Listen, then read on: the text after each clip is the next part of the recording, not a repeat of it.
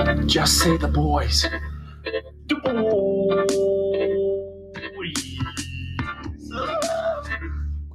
Yo, I don't think we need to do that anymore. Okay, we should probably do it still. 1, 2, 3.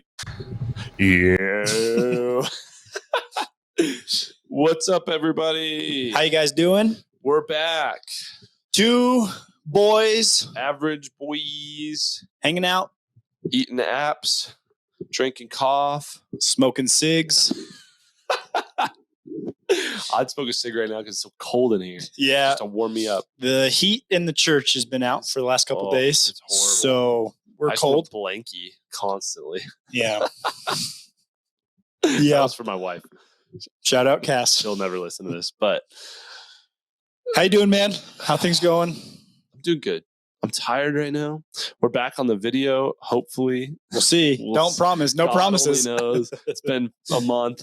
Pretty much all of this month has been us trying to figure out how to video ourselves. But Alan got an iPhone, And that's going to help. and so his probably looks better than mine. I think it's mostly time. Yeah, he's got the same phone as LeBron James. I don't think it's as much the phone as it is the object that it's focusing on. What do you mean? Me. I look better than you. You look better than LeBron James. Yeah. Oh, yeah. Just kidding. He's 6'8" and very muscular. I am 5'11" and almost 6 I'm foot. extremely muscular as well. Yeah. So you decide. You Screw decide. LeBron. He's sponsoring this episode. No, he's an image bearer of God. That's right. So we just learned Dave about. Johnson, men's ministry. If you're a dude, come to men's ministry, 6:30 a.m. at First Baptist Durango. It will likely be heated next week. No promises. No promises. It should be a good time. Okay. What are we talking about today? I don't even know. Actually, we don't really know. What do we I need to know. talk about? I know that we last couple episodes we did say the thing that we've been saying is like we'll get to that next week. We'll get to that next week. And it was all about internal and external call of ministry. And here's my where I'm nervous. Turn into a mailbag if we needed to. Actually, I have some. Oh, it's on my phone. Now what? Anyway, Couple mailbags. okay. Well, we'll get there. But let's at least talk about this really quick. Let's talk about internal, external call in ministry. But here's my fear. Here's what I was going to say is that I'm not sure we haven't done an episode on this before. I feel like me and you are 2 trick ponies. And it's usually about the same things that we just, and we're not even, we're not experts. Okay. What's a good intro question? Just for like getting to know you, you know? What's the scariest thing you've ever done? Okay, you answer that while I go grab my computer and look at the mailbags. You want to just start over? No, let's keep going. Scariest thing you've ever done. Scariest thing I have ever done. Okay. I think the scariest thing that I have ever done. I don't know, man. I don't know. I was asking you the question.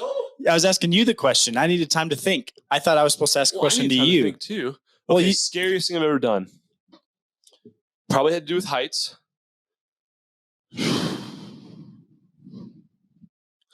I mean, I've been underwater a lot.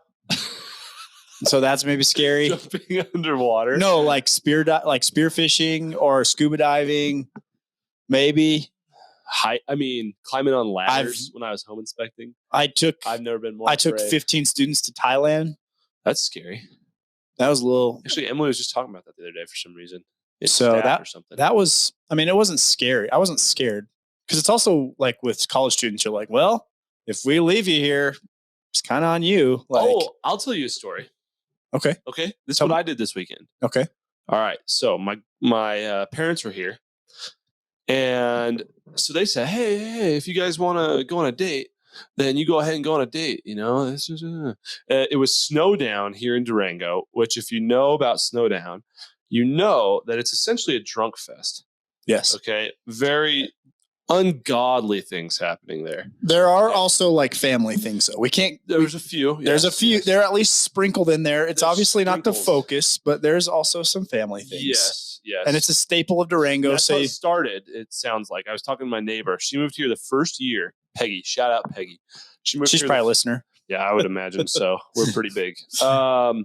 She moved here the first year of Snowdown. And she said then it was all kids stuff. Like that was all they did.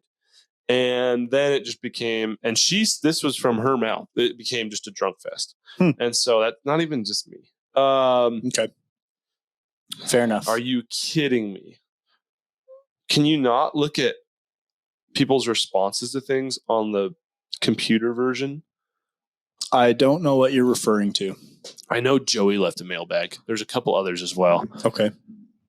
Oh, somebody asked about marriage too. Like marriage and ministry? Like marriage tips. Just tips and just help. Oh gosh. I feel like you should call. I don't know if that was actually okay. context, but that's what I remember. Like something like anything you have to say about marriage. But anyway, okay. Well, maybe we'll come Let's just do a couple different topics. Yeah, Let's start with mailbag. internal call. What does it look like? Because people. I was in the middle of Snowdown. Weekend. Okay. Yes. 6 minutes in. Okay. So we're like, okay, well, that'd be cool. That'd be cool. But we don't want to go downtown. So what the heck else are we going to do in Durango? So we called up Emily and Ryan Lee, and we're like, hey, shout out Emily and Ryan Lee. You guys want to go to Ignacio and go bowling?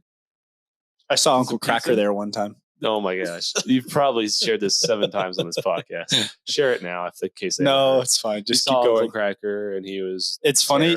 I share that story with Will all the time. So anytime Ignacio comes up, I just like, yeah. You know, I saw Uncle Cracker there one time. Yeah. I was actually trying to remember who that was when I was telling Ryan and Emily, and I couldn't remember who the singer was. It's just become a running joke for me because I know how much it annoys you. Stop. I've heard it. Yeah, so we tried that. We went to the bowling alley, walked up. They said, can't go bowling here. 2 hours till you can bowl, and we'll be closed. So you can't bowl. Said, okay, so we tried to go to the restaurant. Said, it'll be about an hour before you can get in. And it was not a good looking restaurant. Like a burger and fries was $8.99, which is kind of how you know these days that it. I mean, McDonald's is like $10. So. Yeah, it's scary. You know, is that beef? Maybe. I mean, it's $8.99, so it's worth a shot. It could be anything. Could be the best burger of your life, too. Yeah, that's true, but unlikely. So you missed out. So Ryan played like one game of blackjack, and then we left and came back to Durango. So that was a good time. What does this have to do with the scariest thing you've ever done? I just was sharing about my weekend, man. Oh. What'd you do about your weekend? I was in Alamosa.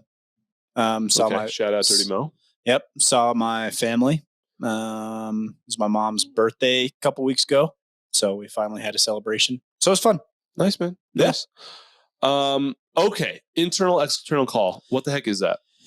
Okay. So this kind of refers to the last couple of episodes of like, do you feel like there's maybe a call in your life to do vocational ministry to some extent? Because we're all called, if you're a Christian, to be ministers of the gospel, to be ambassadors of the living King, the holy one triune God of the universe. And we're all called to represent him and share him with all nations. Amen. Well said. But there's also a distinction of, is this maybe a vocation for me that the Lord is calling me into? And so how do we discern if the Lord is possibly calling me into vocational ministry? And there's this internal side of that, and there's an external. So why don't you explain the internal? Yeah, I think it just starts with a desire, a feeling that is something that you are supposed to do, conviction, leading, however you want to say it. I just got Justin Timberlake's song. I got this feeling. Deep in my bones. People have heard me sing a lot more in the last few weeks. Yeah. And it's not good. That's why our listeners have really gone from 7 to 4. Actually, our YouTube's doing well when we actually post videos. With it's bigger than our Spotify, you know. It's because our looks. Probably. That's probably what it is. LeBron James. Imagine if LeBron James hopped on a podcast and was a Christian. That's what this is like. This is essentially the same thing. Yeah, I mean, that's at least how it started for me, was just looking around at churches and pastors and just feeling that was something that I was being called into. Also like care for other people and their spiritual well-being. I would say an internal call. You might think you have an internal call, but I think it depends on what that means, because if you grew up Christian, or if you've been in the church for some amount of time, maybe being a pastor or being in vocational ministry for you is more about influence, or even, I mean, that's like Instagram or social media right now. There's many people who can't make it to like fame and being known through sports or music or anything like that. But there is a niche, if you will, for finding that through spirituality or through faith. Like, people use being a pastor essentially to become an influencer For on sure. social media. And so what should it be instead of being an influencer? I think we slightly referenced it, but I think at the heart it's serving people. Yeah, for sure. Do you have one of those papers in here from this weekend? The No, statement thing? I do not. There's a passage in there, and I forget where it is. It's in Matthew, but it talks about, don't be like, something to the effect of, don't be like the Gentiles, whose rulers lord it over, their subjects. But essentially the point is that to be a leader in the kingdom is much more about service. That might be also where first will be last. Well, I mean, Mark 10:45. That might be it. Well, no, this is like the Son of Man did not come to be served, but to serve and give his life as a ransom for many. So, I mean, even Jesus himself was here as a servant. I actually just wrote a paper on that for school on what does leadership in the kingdom look like, and essentially boils down to serving others sacrificially, not pursuing your own glory or your own influence or having power over people or anything like that. And so I'd say, what's the desire in your heart, and to be really honest with yourself too. And honestly, it will probably be mixed to some extent with sin. Yeah, mine was not like that clear in some ways. Like, obviously, I knew what was right, but I think even part of like there was a desire for influence, there was a desire for whatever, and I think the longer I've been in ministry, the more that the Lord's just weeded that out of me, and also just seeing like this is also just not what this is about. And if this is your end goal, you're just going to use people for sure. For sure. So I do think that, especially as young leaders, I think that, I don't know what I'm saying here exactly, but I think that there's some grace in some ways of saying, there has to be for everybody. Because everyone does have these mixed, sinful desires, a part of the ones that are actually about serving people and helping people as well. Well, and to some extent, the person who's most worrying is the person who thinks they don't have any of that mixed desire. Like, oh no, I'm purely in it for all the right reasons. There's nothing there sinful. And it's like you could be, but that's a red flag in a sense of like, are you blind in some areas of for sure what you're actually doing in your own motivations and stuff. That was something I heard the Doctrine and Devotion podcast say one time. Was Joe Thorne on there said, like, every pastor, when they get up to preach, still there's still a small part of them that likes to be the center of attention. And that was really helpful to hear. It's like, there's people much older who are preaching and have all these great reasons to be doing what they're doing, that are pure and have been sanctified, but there's still a part of their flesh that is there and wants glory. And he actually used a story. I can't remember if he was talking about somebody like Al Mohler or somebody like that, and they like introduced him really big, and he got up on stage and he said, Lord, forgive us for making much of a man, and forgive me for how much I enjoyed it, or something like that. It's like, God, that's really good. Like, so I think that's very true. Like, although there's these right reasons to get into it, there's always going to be some muddied intentions. Well, and I think that this conversation is like, what would have been helpful for me as a young leader is even having this conversation, because I think it's hard to diagnose like your perverted desires, your sinful desires, if you're not even having a conversation of looking for them, you know? Because especially ministry, it's like, it's enticing to be like, you want to help people? Yeah, great. And it's like, that's the only kind of thought you have about doing ministry.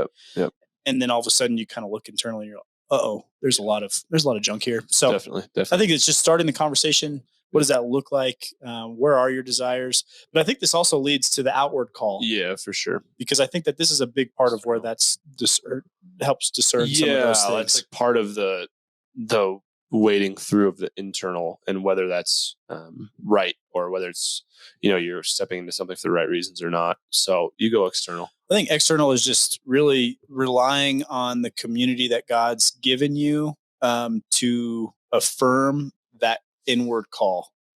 And so maybe for some people, it will be like, hey, you did something at men's ministry or something, and someone will say, you know what, you really have a gift for teaching God's word. Or someone will say, hey, have you ever thought about being a pastor? Or have you ever thought about doing full-time ministry? I don't know. It could come in 100 different ways, but it's usually in those sorts of little conversations where someone's affirming a gift that they see in you, which kind of helps look at that inward call a little bit. Excuse me. But I think a lot of this is where it's just wisdom.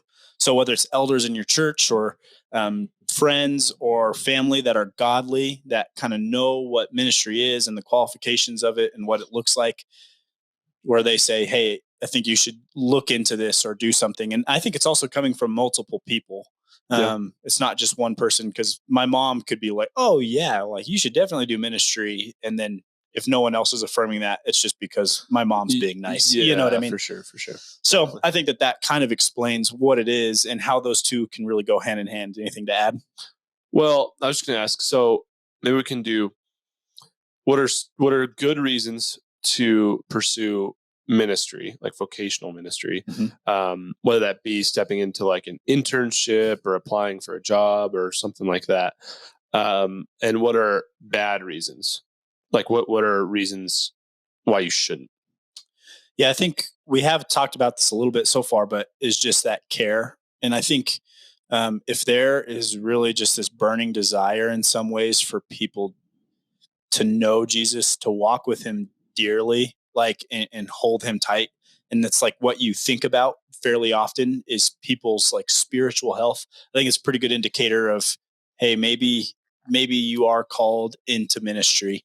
Cause I think that was for me, it was like, oh wait, not everyone's thinking about how someone's doing with their walk with the Lord. Yeah. And I don't know if that's like fully the case. And there's not like a percentage of like, this has to take up 80% of your thoughts or anything like that. Sure, but it's something that you really just hold dearly. And I think all Christians hold dearly, but there's this passion to really help people to do that. Yeah. I'd say that that's a really good reason and a really good indication that you're probably called, or that you might be called into vocational ministry.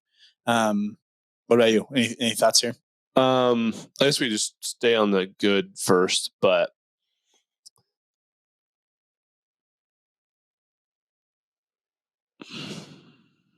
okay, I'm going to go bad. Okay. I had something in my mind that was bad, but it felt weird to hop. Yeah. So I was trying to think of a good one real quick. We'll just all over the place.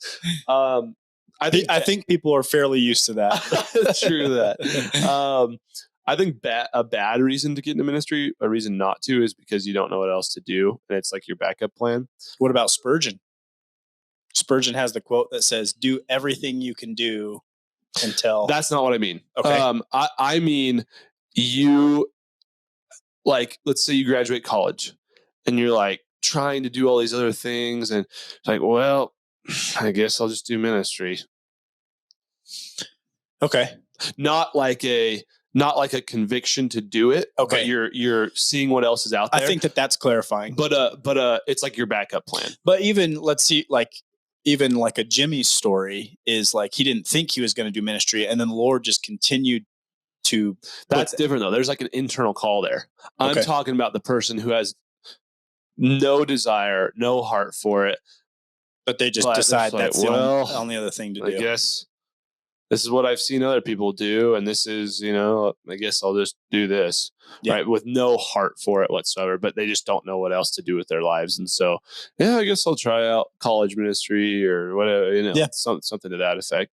I guess maybe talk a little bit more about that, like that other side of, because I do think that there's also a side maybe of, well, you keep trying to do other things. That's been me the last 2 years. And even like you're avoiding ministry in some Yeah, ways for because sure. you're like, I just want to do something else. I just want to do something else. And then the Lord, I feel like, just keeps pulling you back towards ministry. And then all of a sudden you kind of have a wake up call where it's like, oh, Yep. this is what God's calling me to. For sure. And all of a sudden you kind of have a passion for it too. Definitely.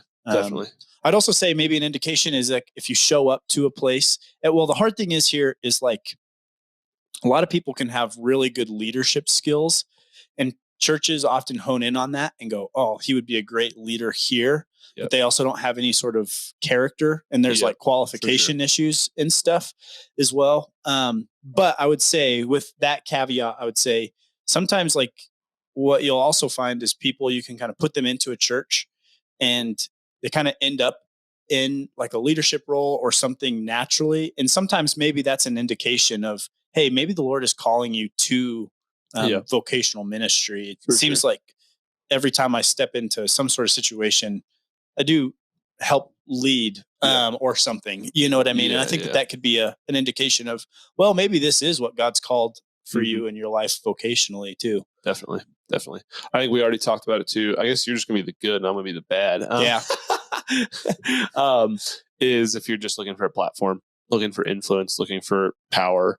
I feel like if you come from the world, meaning if you didn't grow up right in like a Christian home, it's all kind of real. You've come to know Jesus and the whole church world is kind of new to you. Yep. You maybe don't, I don't know if this is true, but maybe you don't experience, like you don't view that role as pastor or ministry leader in quite the same light where you're like, oh, that's a way to garner influence in people's lives. But I don't know if that's true or not. But certainly if you grew up in the church and you've got that experience, you have experienced the influence that a pastor has on even your whole family, you know, and your dynamics and the way you think. And so for you, that might be in your mind, a way to gather power and influence. And so that's obviously a bad reason to do that. Yeah, I mean, there's obviously some really, really extreme bad reasons to do that. Yeah, I was like, there's people who just enter things such as that to hurt people and to abuse people. Obviously, that's wrong. If you're listening to this and you're just like, I want to become a pastor to hurt people. Yeah, you're not really our target audience. That's a real thing though. Yeah, because I think, or sometimes our desires, maybe even the end goal in our mind is not to hurt people. Yeah. But if we don't diagnose like the actual desires of why we're doing what we're doing, it does hurt people. Yeah. So I think sometimes it's not even like, oh, I'm just doing this to hurt people. I mean, obviously there are those people, but I think a lot of times it's because of our scarring or our issues or whatever. And all of a sudden we're going, like, we're here and we're hurting people, you know? I'll say this too, to be like a hardcore Christian is another bad reason. I feel like that was why I first got into ministry. I felt insecure about my relationship with the Lord. I didn't trust Jesus to the extent of I have security in him, in his love. And so I need to do as much as I possibly can, vocationally, money-wise, whatever, right, in order to feel a sense of security. And that's a bad reason to do it because that's works based. Yeah, your relationship just it's like God saved me, but now I got to prove it that he was right in saving me. Honestly, 1 John really changed my life there on perfect love casts out fear. Yeah, that there's not, when we've got this mature understanding of God's love for us, obviously expressed most clearly in Christ and then the Spirit dwelling within us, that there's fear is not necessarily intertwined with that relationship any longer. It's kind of like a parent, you know, like there can be a healthy fear or a respect of the parent's authority or discipline, but that fear of being cast off and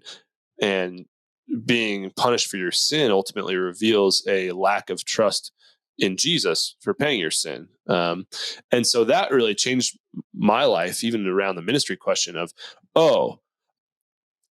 and I would never have said this, but it's certainly not the case that only people who go far enough to where they're going to sacrifice their lives to vocational ministry, they're the ones that really know God, Yeah. Like I would have never articulated that, but it's how I kind of lived, like myself. Well, and I think oftentimes too, it does look like JV and varsity Christianity. And I think that's what you're talking about too. Reason. Yeah. It's like, well, I just got, this is, the next step for me to really, be a Christian or whatever. And I think that can be bad. It depends on the context you're in too. The book I just read talked about how every group has these spiritual markers or these spiritual things that show others in the community if we're mature or not. And depending on the context you come from, I was just talking to JJ about this. Shout out JJ. Like if you're in a more, let's say, charismatic group, like your experience level, your like, oh my gosh, I'm so in this spiritual state right now, might be your marker, right? And that community deems that your ability to talk the talk or really portray yourself a certain way is the marker of maturity. In somewhere more like our context, it might be your theological knowledge, like how well can you articulate certain things, how much do you know about certain topics. What this book was laying before the readers was that it's usually not love. It's usually not love for others and love for God. That is that marker of maturity. And something I said to JJ was, it's interesting because most communities choose something that can be faked as their markers. Yeah. Like you can it's measurable. You can fake having a spiritual experience. You can fake like having this really intellectual, or you can use it. You can use it as a guard. Yeah. Yeah. And so what I'm getting at with this is ministry might be that in certain contexts. For sure. Like ministry might be a marker in family, in your group of friends, your church, of this is what makes you spiritually mature. And if you aren't ultimately pursuing this, you're not mature. And that's honestly probably happened in our circles too. For sure. People we know where they feel like, oh, if I'm working at a normal job somewhere, I must just be. I've actually think we've seen that in people feeling shame of not being in like vocational ministry. And it's that's not love. No. That's not love for God, love for people.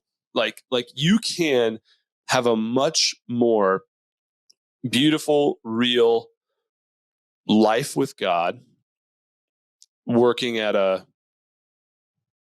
as a dishwasher, bank. Like somewhere specifically, much more full, much more rich as it relates to ministering to other people, loving other people, loving God, than somebody who works in a church. For sure. And I think that's just so maybe that's what we're just realizing is like ministry is this marker of whether you're mature or not, and that's a bad reason to do it, for sure. But on the other side of this as well is that doesn't mean if you feel a desire that you're just being legalistic. Because sure. I think there is that part that we're talking about too of like, well, now that you've done this for me, Jesus, and how you've opened my eyes, I now want to do that for other people. And I think that there's even a godly way of saying, I do want to influence people for them to pursue you, Jesus. So there's kind of two sides of the coin on all of these issues. Sure. They can be perverted and used for your own sinful desires, or they can also be used to promote godliness to show who Jesus is to the whole world, So I think all that kind of has to be balanced. Yeah. We got a minute and a half, but that would just be the last thing I'd say is, what are you building? I think most people, or at least most people who listen to this, would say, like, if we were to ask them, why are you, or do you think you're going to go to heaven? Like, and why? They'd say, well, because of the work of Jesus. Yeah. But I think the question that's maybe more or not as clear is, do you have security? Like, do you have confidence in Jesus? Like that you will experience that salvation, and why? Right. And oftentimes we have things that are not the gospel, and honestly, even maybe that love thing, like maybe we've turned how much I express love or serve into our spiritual marker. And if it's not Jesus, if it's not the finished work of Jesus that we build our security upon, we're probably terrified. Yeah. So, well, and I think all it leads is to fear, Yep. So you can have confidence in Christ. Amen. Just say the boys. The boys. a great jam.